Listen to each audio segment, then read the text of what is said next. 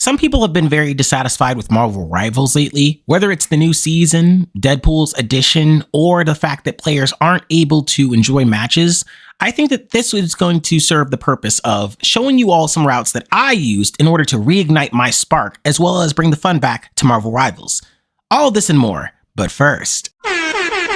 Gave opinions, wasn't needed. Came clutch with a buzzer beater. Beast feast and he eats the beat. Whatever's left, let the buzzers eat it. Quick with it, clean record. Mayweather, undefeated. He came and he saw and he conquered. I got a slay at the concert. You know the story, the tortoise in here. You want the glory, your nose in the air. I couldn't care less about your money, phone, and your pair of shoes and your side hose. What's good, nieces and nephews? Big Unc Chaos here to give you all Marvel Rivals Chaos Corner episode 24, where I talk to you about ways you can have fun in Marvel Rivals. If you enjoy this type of content, smash that like button, hit that hype button, and of course, join our Discord. We would love to have more and more of you join our community as we expand.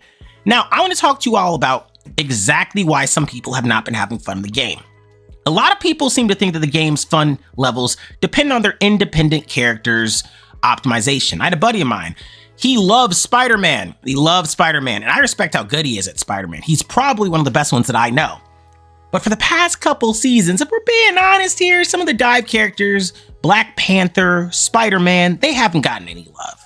I remember watching back and seeing a clip where there was a cloak who had left Spawn and instantly got deleted by Black Panther back in season 2. And ever since then, it just feels like Dive has died. Dive is dead. That's genuinely my opinion on the topic. However, when him and I play, it doesn't seem that way at all. Don't get me wrong, he's able to operate independently of himself and he doesn't need my help per se, but it makes a huge difference when you have at least one teammate. And that's what made me start thinking, what if we all start playing with our friends again? Right? I know, crazy idea. Playing with my friends? What are you talking about, Unc? I don't have any friends, but seriously here, what if we all took the time to play with the people we enjoyed with? Marvel Rivals is great. Everyone enjoys it. But let's not pretend that there are more to the game than just the characters we play, the matches we participate in, and the battles that, we lose and or win. A lot of us started playing originally for what?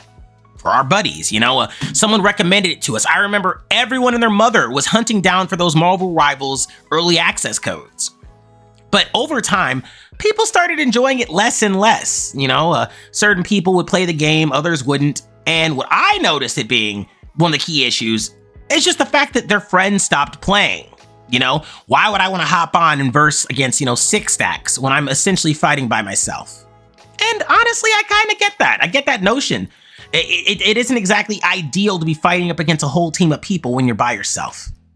However, something that brought my attention that could help bring people back. As new characters enter, people can play for different reasons. What if instead of playing, for example, playing for your character, you played because you got to play with your best friend? Think about it. Honestly, y'all, think about this for a second here. Most of you enjoy this game regardless of who you're playing with. You just don't want to lose. What are some ways we can mitigate the losses we take? Well, one of the ways I learned is coordination. Having at least one player on your team who's not incompetent makes all the difference. And I don't know why that one person is the game changer, but they are. One person can make a huge difference when it comes to your game sense. Hell, have you ever had a match where it just felt like it was impossible to win? You were on a loss streak and you team up with your buddy and you win the next 5 or 6? I believe that Rivals encourages teamwork. Think about it. You've got compositions, team ups throughout the different spectrums. Most of the time you see correlations between different classes, alternating classes, strategists versus duelists versus vanguard. And why is that? Well, to me, it's because that they want you to bring more people in. I think at one point Marvel Rivals had 20 million players or something like that in their Discord. It was a pretty high number. But what really kept the community alive, what really kept us thriving, was not only the content, but the stream, but that everyone had all these clips they were going for. Nowadays, it just seems like everyone's going for the rage bait. Everyone and their mom wants to be a rage baiter. And I don't really get that. What's the purpose of going out of your way to make someone else's experience terrible? Genuinely, what does it do for people? Most of us just want to hop on here and play with our favorite characters. Yet for some reason, we're always met with opposition or defiance, whether it's from our own teammates or allies. Now, I'm not the type of guy that go out of his way and blame anyone particular here, whether it's a class or anyone, but I do think that it's a little bit telling that as more characters have came out, more of them have been duelists, and less people have wanted to play the game.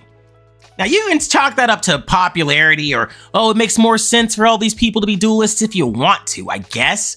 That doesn't really take away from the fact that players are not enjoying Marvel Rivals right now. And if we want to fix that, I think that there are 3 key things we can do to really change that. 1, the next character that gets released, it cannot be a duelist. It can't be. And I know I already talked about how duelists kind of got hoed a little bit in this last patch with Deadpool, but it can't be a duelist, and here's why. There are too many. Everyone feels as though that the strategists are all the same. They're too strong, they're too powerful, they're too good. Well, then give us some new ones. Well, whatever happened to providing new resources for the community to actually use to solve these issues? Because right now, all I've seen from anyone is hatred on a class that hasn't gotten anything new. You want to count Deadpool, and yeah, he is obviously the strongest of the different variants of heal pool. I mean, if you want to count heal pool, then yes, I'll concede that he is easily the strongest of the different demographics we have. However, let's be honest here. Does he really feel like a strategist? Come on, he doesn't.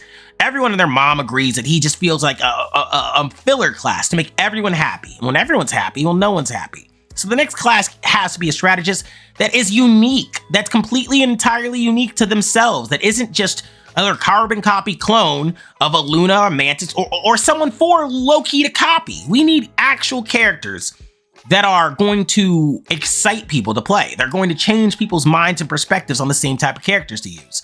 So many of you have told me before that you'd be willing to play different characters if they were more fun. I haven't seen that much Deadpool strategist being played at all. At all.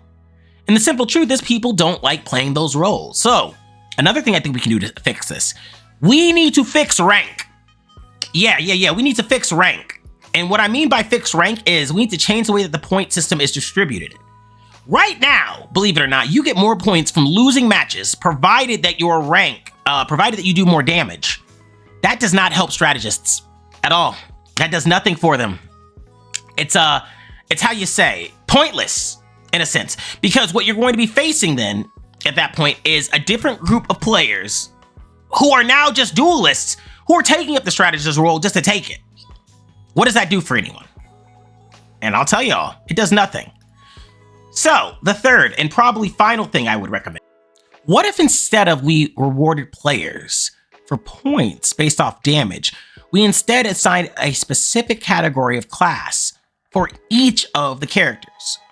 You know, if someone's playing a Vanguard, they get rewarded by damage blocked. If they're playing a strategist, they get rewarded by healing done versus deaths or something like that. But people who just run out, haphazardly, these divers, and do whatever they want. Because I remember somebody made a video talking about how you're rewarded for one-tricking. One-trick your way into victory.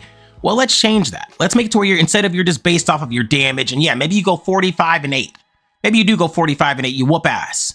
But if you're just rushing out and dying and screwing your team over, you're just stat padding. So instead of giving people just leeway on damage and making that the universal carrier, let's make it based off of performance on the class that they were given. Those are the things that I think would make a huge difference in the game. I think a lot of people would appreciate that. Marvel Rivals is one of the most fun games I think any of us have ever played. At least for me, I love the game, I enjoy it. I don't want it to die, but I do think there needs to be some solid changes in order to make it different. So play with your friends, play with your teammates, link up together, and I believe that most people are gonna be able to enjoy the game as long as you have 1 or 2 battle buddies to make it a little bit less hell.